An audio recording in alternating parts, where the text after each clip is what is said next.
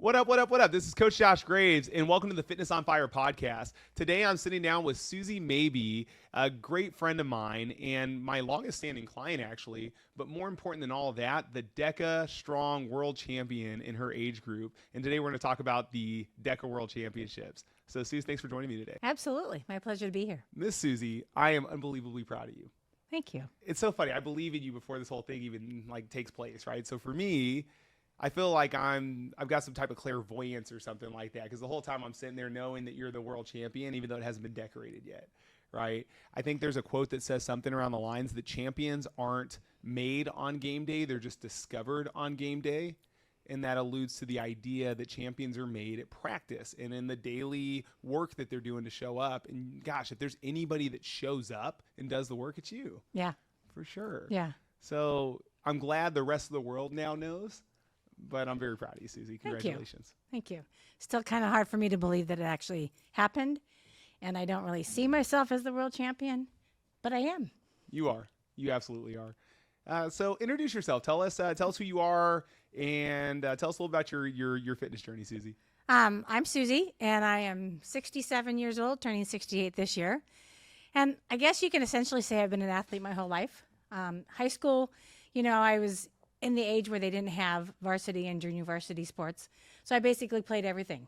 You threw it in front of me and I was going to take the opportunity to play. So I did all the 4 major sports and then anything else I could get involved in. And in the end, I was nominated as most athletic. Even though I didn't have a sport that I was the most athletic in, I think I was the most all-round athletic. What are the 4 majors that you're? Hockey, softball, basketball, and volleyball. Okay. Super cool. Yeah. And, we still got to compete, but it wasn't like in the same that it is today on the same level, but we still got to compete with other schools. But at that time, anybody got to play, and they just sort of rated you on a team based on your abilities. So even the person who wanted to play really bad, who didn't have the skills, still got put on the team and could still compete. This was like Garden Grove area growing up? Where'd you Santa Ana. Santa Ana, okay. Yeah, Santa Ana area. Super cool. So that was pretty cool. And then moving on into college, I still wanted to be involved, and I actually was a PE major. But because I didn't specialize in any sport, I really didn't know what sport to choose that I felt like I could excel at. So I jumped into the pool and became a swimmer. Okay. An average swimmer, but I still got to compete. And then I managed the softball team because I knew a lot about softball. They asked me if I'd manage the team. So I did that. And then once I graduated, I actually got a job as a gym instructor. Mm-hmm. And I actually took people through workouts and kept my fitness going then because that was the environment that I was in. But then when I transitioned into being a teacher, which is what my schooling was all about, is when my yo-yo started with my weight issues. I was a successful dieter and I could exercise down to the weight that I wanted to be. But then when I fell off the wagon, I gained weight, and it was just this back and forth game that I played with myself until I finally was almost 50 years old and at my highest weight of 250 pounds and said, this is enough. I need to do something about it. I need to lose the weight, and I need to get it off. So I did. And I was very successful. I lost the weight. Took me a year to do it. And I was keeping it off. And then, women have that fun cycle of menopause that you can't control. And doing nothing different, but with the hormone changes, I put like 25, 30 pounds back on. And that's about when I met you? Yeah. And that was when I searched out a personal trainer. And that's when you and I met. And just taking it to the next level. It was like 2008, by the way. Yeah. So I've been working with Susie for 16, almost 17 years. Yeah. Crazy, yeah. man. Super I crazy. followed Josh all over Orange County. I was not letting this man out of my sight. Yeah, that's true. That's true. And sorry, I didn't mean to cut you off. No, so that's you're talking okay. about menopause. We met, so it's about 2007, 2008 maybe. Yeah. So at that point, my fitness journey was just to stay healthy, keep the weight off, have a life of longevity. I never really thought about doing anything competitive at that point. It was just, a fun time at the gym and doing that kind of stuff. Yeah. So, gosh, we trained in 2008.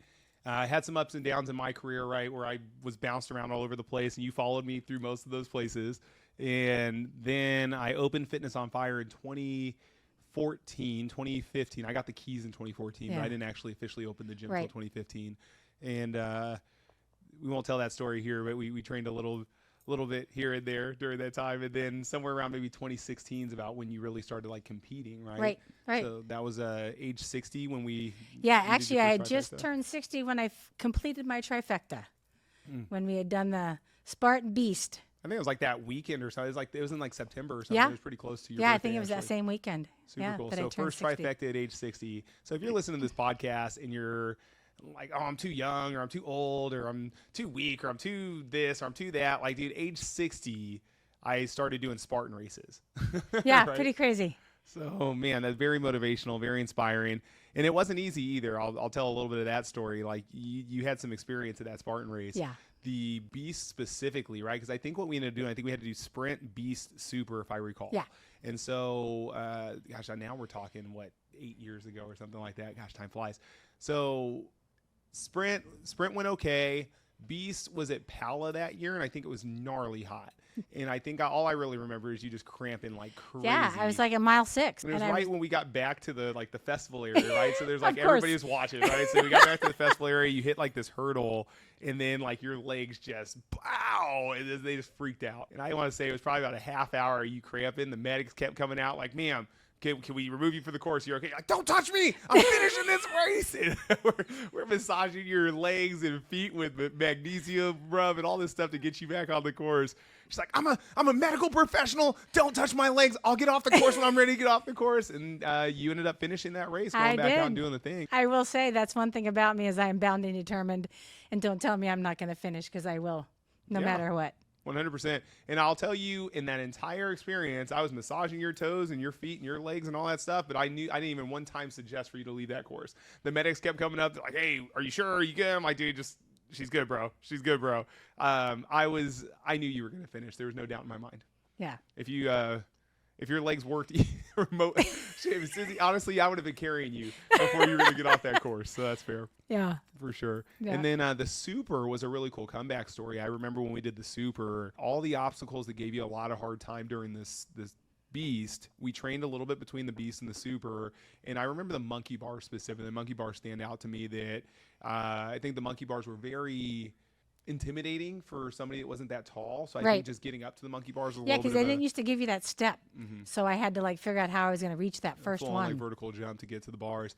And I remember because I think at the Beast, if I recall, I think you tried to get a little bit of momentum. You came down. You're like, I don't think today. When we did the Super, you went up there, you started swinging, and then you made the first reach to the first bar, and then it was just bop, bop, bop, bop, bop, bop, bop, and you ended up getting through the whole monkey bars, and I can't even tell you how emotional I was to see you finish that obstacle. Rope climb, I still have videos that I shared today about your rope climb at that race. So I have a lot of memories from 2016 because that was a remarkable feat. This my 60 years young client getting through her first Spartan trifecta. Yeah, that was pretty cool. And then I left the Spartan world because I thought, I didn't really need to do it anymore. Got into more like the trail runs of Ragnar. And then Epic was a different kind of obstacle course. Felt was maybe more in my wheelhouse because less running and the obstacles weren't as difficult per se.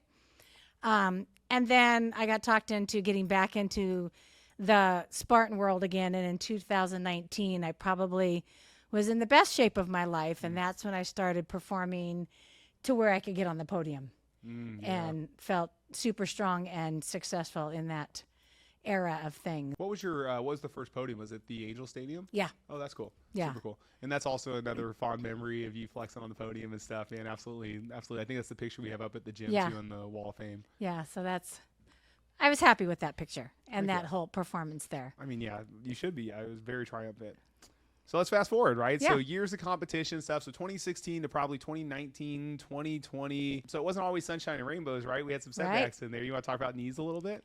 Yeah, well, I used to train really heavy. I mean, when I first met Josh, it was like I said, I was in fitness. And so I was lifting a lot of weight. I was doing a lot of running. And I just, being older, I just put my body through a lot of abuse. And my knees just started breaking down. And it got to the point that I was having to wear knee sleeves. And then I actually went into knee braces.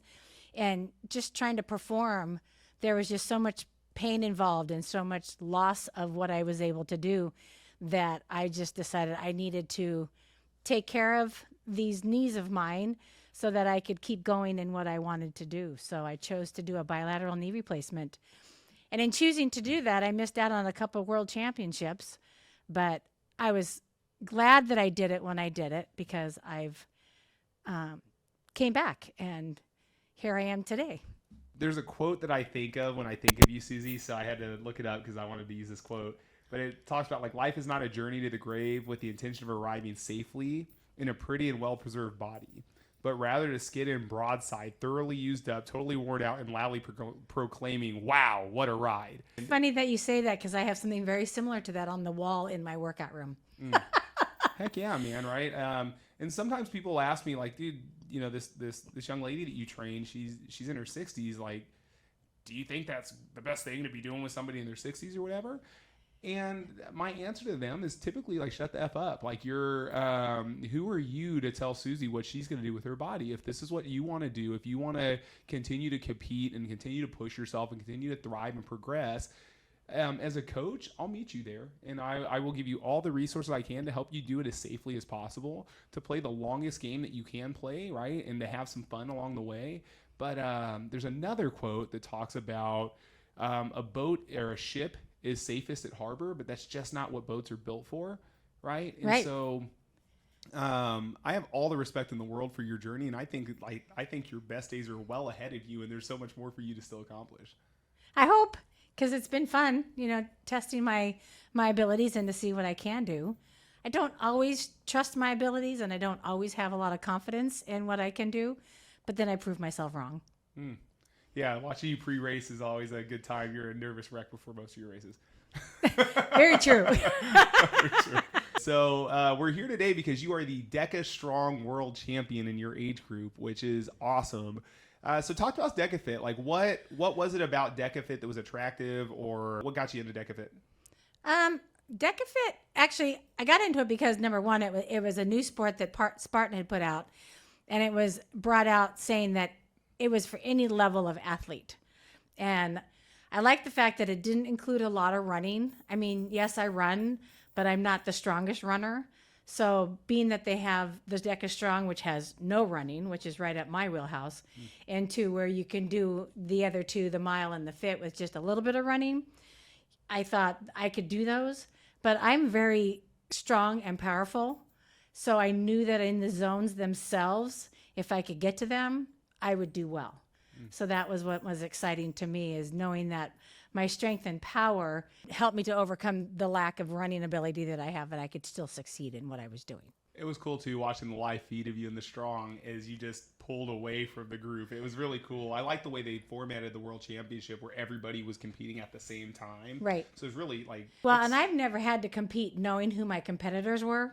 I'm always just in a field where I don't know who I'm racing against. There's hardly a lot of like 60-somethings that were at each of the local events, but there was a full... Yeah, but knowing that these 9 ladies were, I had to compete against all of them, and to kind of put my blinders on and not be worried about where they were in the race and run my own race. But it was kind of cool because by the time I was halfway through the race, I looked around and I thought, I'm the only one out here at this point. Yeah. So that was kind of fun. DEKA Fit has a 65 and older weight recommendations, or like the weights used for the 65 plus class are a little bit lighter than the 64 and younger.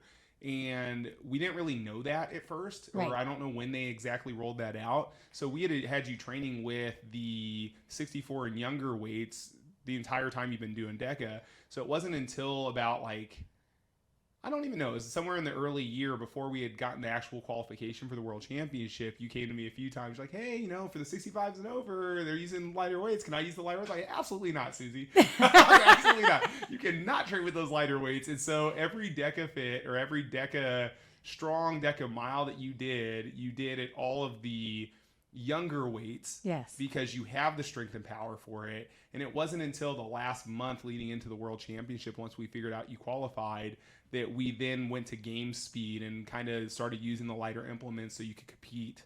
They weren't gonna have those weights out for you at that event, so it was time to start using the lighter weights at that point. But we kind of just finessed the transitions and all these other things. But I think having you train stronger and heavier all year, do you think that served you? Oh, absolutely. Yeah, because then when I got to the actual weights that I was using, I felt like, holy mackerel, this is nothing. But the trick with that is especially with the over-the-shoulder ball, because that is so light, I found myself throwing it more than I needed to. Interesting. So the control of being able to keep it close by and not waste time trying to go pick it up was a challenge. For sure. So I'm glad we used that little bit of training ahead of time so I could get the feel for what it felt like so that I wasn't throwing it too far. And I still did a couple times, but yeah, I think it's always better to train heavier because then when you get to the actual race, then it's, you know, you can get through it easier. Yeah, for sure. I like that. Out of curiosity, like, tell us more about your training as a whole. Like, what kind of training did you do, or what were the things that you focused on the most while you were preparing for this world championship? Number one, I was focusing on leg strength because, like I said, I was just barely 1 year bilateral knee replacement. So, and I didn't realize how much strength I would lose. So quad strength, being able to step up on a 24-inch box, and I'm not very tall. So even when I had strong legs, getting over the box is tough. But so I had to work on that strength, and then just the mobility of being able to get my knee to the ground with weight on my shoulders. So I think those were my two biggest challenges, was working leg strength. And then the one zone that if I felt I could really conquer, which is the assault bike, because that's where most people lose the race. If I could build my confidence in that and get stronger and better and faster, then I think that would give me the advantage, and it definitely did. That's great. Just out of curiosity, I put you through like this assault bike workout Hell. recently. Yeah, I think the workout was called Assault Bike Hell. And was that pre-championship, world championship? Yeah, that was yeah. in December when we were working on, trying to get better on the skier, grower, and assault bike. And I I had Richie was cover it for me one day, cursing right? Yeah. you the entire workout. Richie texted me, he's like, "Hey man, Susie had a rough day today during the training session. She's a little emotional." And then the next day you saw me and you were like, "Hey man, I cried quite a bit during that workout." But it's because blood, sweat, tears, baby. Exactly. But my biggest thing is I'm never going to disappoint you, or that's my goal, is I don't ever want to disappoint you. So you give me a workout, and by gosh darn it, I'm going to do it. It may kill me, and I may be cursing your name while I'm doing it, but I have to say in the back of my mind, I know you're doing it for a reason. Sure. And mostly just to torture you. Yeah. Yeah. But well, Susie, if it needs to be said, in 16 years, you have never disappointed me. Thank you. So talk about the championship day. Like, what was the experience like? How many people actually get an opportunity to compete in a world championship event of any kind? What was it like there that day, maybe opposed to other days or other competitions you've been to? Kind of surreal. I mean, like I said, I've never really competed where I've had to worry about who my competitors are. But I think the advantage that DEKA did by lowering the weights for the older women brought a lot more competitors into the game. So it brought a lot more competition for me. So it was, a little more nerve-wracking knowing that I was racing with the people that I knew I was going to have to compete with. But it was also pretty an exciting day because you got to see all age groups and all levels of athletes and all these wonderful victories that people are, accomplishing. And you're all in the throes of it all. And so from that standpoint, it was kind of exciting. I'm a nervous wreck. You were the second day because the first day you came in, it was DEKA Fit the first day? Right. So I had 2 days of competition. I had the mile the first day and the strong the second day. And even though I had competed the second day through the mile, it did not make my day on the strong any easier. I just felt more pressure maybe because I knew the people that I had raced against and I knew what I needed to do because I felt a tad bit short on the mile. So I said, okay, I need to step up my game a little bit. Second place in the world in the DEKA mile is not that short. That's still pretty impressive. Out of curiosity, was it mostly the same women that had qualified for the DEKA Strong that qualified for the DEKA mile? Yeah, it was. Did a lot of them also qualify for the DEKA Fit? The DEKA Fit only had 4 or 5 people in it. And then the mile and the strong had about 9 of us. Got it. Okay. Yeah. So, and I would have done the fit, but I was too new out of my knees to be able to qualify for the fit. So that's why I did just the mile and the strong. I get into my zone and I put my blinders on and I'm pacing around and I'm trying to talk to myself like, trust your training and fun first and, it's all going to be okay. And if you can just hit, your paces that you need to hit, it's all going to be okay. So it's a lot of self-talk and it's a lot of nerve-wracking stuff. But then once the race starts, I get into my own little zone, and I just go from one zone to the next. And it's interesting because, you know, you and I set these paces for what I needed to do on the ski erg, row, and bike. And at one point on the ski erg, I was going too fast based on what I felt my pace could be. So I slowed myself down because I thought I need to be able to finish the race. I don't want to be gassing myself too much. Yeah. And by doing that, it was successful. And about halfway through the race, I did start pulling away. And it got to the point that I was like the only one there. But I didn't want to slow down no matter what. I was going to still put through 100% and give it. Take those souls, baby. You can finish strong. That's it. And I will say I did take a couple extra steps between the tank and the burpees just because I needed to catch my breath. But then once I got to the burpees, I pounded them out and was done. And I was actually flabbergasted that I beat the time that you and I had done at home, because they had space between each of the zones. And I saw that and I thought, oh my Lord, this is going to wreck me. But it obviously didn't. And success. Man, I love it. And I love you going into like the mental aspects a little bit of like what you were going through on the game day, right? Because so many things there. How do you respond on game day? How do you get your mind right on game day? How do you stick to the plan? How do you stay focused? How do you turn your blinders on and do the task, right?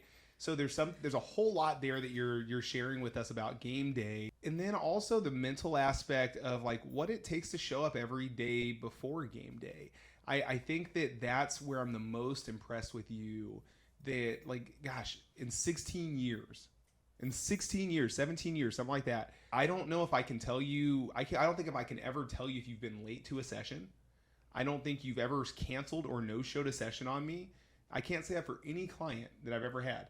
You never no-showed a session. You never show up late. You normally show up with extra shoes in case we change the workout and you need to run instead of lift or whatever. You normally have you're the most prepared person I've ever met. So give us some insights, Susie. Like, what makes you tick, dude? How do I bottle some of this so I could use it later for myself? Because there's many places in my life that I fall short in the categories that I just listed. And I think the whole world, if we all operated like Susie, would be a better place.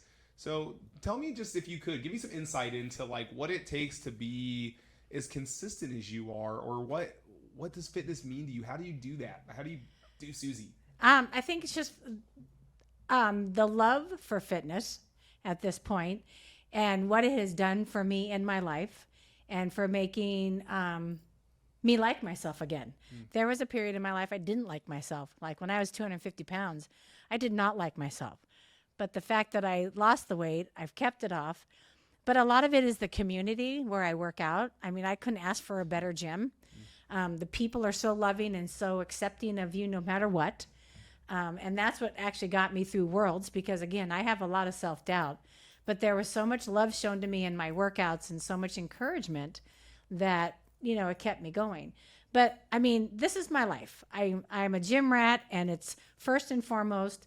But a lot of it is I have a trainer and I have classes, and it's kept me accountable, you know, and again, I see what it's done for my life and the joy that it's brought me and the experiences that I don't know I would have ever had if I didn't. Man, and strong takes care of a lot of things. You're absolutely right. Like, you have so many options when you're just a fit human. You get to do all the coolest things, right? Susie comes off her bilateral knee replacement. The first event she signs up for during her recovery year, quote unquote, was a 24-hour trail race, Silver Moon, where it ended up raining over the night, and you ended up doing it's a 2 mile course. It's a 2 mile loop. So you have 2 mile loop. So she has 25 loops of this 2 mile loop. So over 50 miles through this sloshy mud fest with 2 brand new knees. So you just wire differently, Susie. I think that a lifetime of fitness has set you up to be able to do whatever it is that you really want to do. And I think that that's like the ultimate goal. Like, I feel like if I'm in my 60s getting to do the cool things that you still get to do, then that's a life well lived for me. I think that's a worthy ambition for a lot of people. I like the stuff I get to do in fitness currently, but at 35 years young, I only aspire to be able to do these things as long as I choose to. Right. So more power to you, Susie, because I think there's a lot of people that they sit down with their reasons and everybody has reasons. I'm not saying they're excuses or they're wrong or they're any of that, but people sit down with their reasons and they talk themselves out of some of these experiences that they could work to be able to get themselves ready to do. And it's 60 years young doing your first trifecta, 50 years young turning your whole life around and diving into fitness. You're a really good example, Susie, of what is possible in our latter years of adulthood. Yeah. And it's a personality thing. I mean, I'm stubborn. I'm determined. You know, no one's going to tell me that I can't. I'm the only one that's going to tell me that I can't. But and then I'll probably like make you do burpees or something for talking to yourself that way. Yeah, for sure. Yeah. But, you know, it is a mindset. And fortunately for me, it's a positive mindset. And I do have a love for fitness. And, you know, I love what I do and I love being able to work out. And I'm thrilled that I'm able to. And despite the many, many injuries that I have been through, in which you know them all, that I've been able to come back and still be successful. Heck yeah. If you had to tell or give advice to somebody on trying to inspire somebody about their fitness journey, or maybe talking through their limiting beliefs of what they could or couldn't do regardless of age or background or injuries or any of those kind of things, what kind of advice would you give somebody that is motivated by hearing this episode today and they're like, gosh, man, I just wish I could do what Susie's doing? Where do they start, or what kind of advice do you have for them? I just think you have to look at how badly do you want it. And then it's a step-by-step process. It's not going to happen overnight. And I think you need to have the right people in your life to help you on that journey. I was so fortunate to have met you many, many years ago. And I can't even begin to thank you for what you've done for me. And you haven't been my only trainer. At one point, I probably had 5 trainers doing different kind of workouts, you know, working, like I said, 7 days a week and 2 different workouts a day and whatnot. But the longevity has been with you. And I am so grateful for that. But I think it's having the right people in your life, the right gym, and the support. And then just making that decision that this is what you truly want, and then go for it. Because anybody can. I love it, Suze. Thank you. That's great advice. Hope you're listening. What's next for you, Suze? What's this year look like for you? What are some of your future goals? What are some of the things you're training for right now? I'm doing a lot of repeats. I'm still hitting the trails. But Silver Moon last year was a walking race because, again, it was new knees and it was terrible weather conditions. So I'm doing it again at the end of this month, hoping I can run my age. And that would be a huge improvement for me. And then just getting involved in a few more trail runs. I'm doing Ragnar again, and I'm doing a 10-miler. Zion this year? I'm sorry? You're We're doing doing Zion. Nice. So I've got Zion in May, and I've got a 10-miler in March, the one that the gym is doing. Yeah, Rocket Race. It's yeah. Rocket in El Moro, Right. 6K and 10-miler presented by Fitness on Fire, March 30th. Be there. And then I'm doing Space Rock again, which is towards the end of the year. And my goal in all of these races is just to improve on what I did last year, because last year, again, was a rebuilding year. So I'm hoping that maybe I've built enough that I can do better. I still want to do DEKA, so I'm hoping to do all That's my 3. next question. We see you World Championship this year? If I can qualify, yes. Do you know, that's interesting, like if you, for example, if you were I think Noah was the North American champion in Spartan, and I think if you win one of these big races, a lot of the times the companies will seed you into the next year's championship regardless, and sometimes they'll even give you, like, I think the first year Noah won his North American championship, forgive me if I'm misspeaking, but I believe they gave him a race pass for the next year. So do you know if DEKA does anything like that? Do they don't seed you into the next World Championship or anything? Not that I'm aware of. I have signed up for DEKA Fit, which is in April, and then I just need to do a mile and a strong, which I'm hoping I can, get in this year. Yeah. And I think you just need to be in the top 10 to get invited to Worlds. So I hope I can do that. So make that happen. Heck yeah. And then maybe DEKA Fit is a good goal this year then. Yeah. For that, right? Yeah. Yeah. So if I can do well at DEKA Fit, then I would like to go to Worlds and compete in the DEKA Fit. But there's women that are moving up into my age group next year that have done really well in their that's age interesting. group. It's like a sunsetting age group, huh? Because there's no other age group after this, so it's not like women phase out of the age group; they just Right. phase into it. Right. That's interesting because, like, in my age group, right? If it's occasionally if I'm the 35 to 39 age group or whatever, occasionally some of these older racers that are really good, you're like, gosh, just next year, if I just hold on another year, he's going to be in the 40 group, and I get a year at taking on that age group. But Yeah. that's a different dynamic for sure in your age It group. That's is. interesting. And they're, they do have a 70 and over, but okay. I know 2 of the 70 and over, and they're not doing it anymore. Okay. So I just need to get into that age group faster than everybody else. Okay, so it's not. So there's another age group. That's cool. And I told you at some point, because I think you've competed in a few events over the years, and it's at some point you were like, gosh, well, does it? I don't know, because I was one of 2 or one of 3 that did the whole thing. So does it even count or something like that? And I've always applauded you for being one of the only or one of the 2 that showed up in Right. your age group to do the thing. I think the age group that you're in right now, I think is like the highest per capita of like person in the world right now, right? So like the 60 plus age group, there's more 60 pluses than any other age group in the world. Don't quote me, we can look this up on a census or something later, but there's plenty of people that are sitting on the couch or doing anything except challenge themselves physically. Right. So for you to show up at an event, even if you're the only 65 something at that event and you're winning that event because you're the only one there, that's because you beat out the millions of people that didn't show up at all. Right. Right. And then I've always told you, keep doing that, because eventually you'll start inspiring people. Hence, we're trying to get this episode out there. You keep inspiring people, and we'll start seeing more people showing up in your age group to give you a little more competition. Yeah. You want that. I don't. That's fair. That's fair. Yeah. Well, Susie, absolute pleasure getting to interview you today. Thank and talk you. to you post your incredible championship. Like I said, I've always believed in you, so I knew it was coming. I'm not surprised, but I'm proud. Well, I'm very humbled, and I know people are calling me champ, and they keep referring to me as world champ, and it's still, sometimes I don't really believe it or feel it, but I did it. You did it. You did it, Suze. Proud of you. Thank you.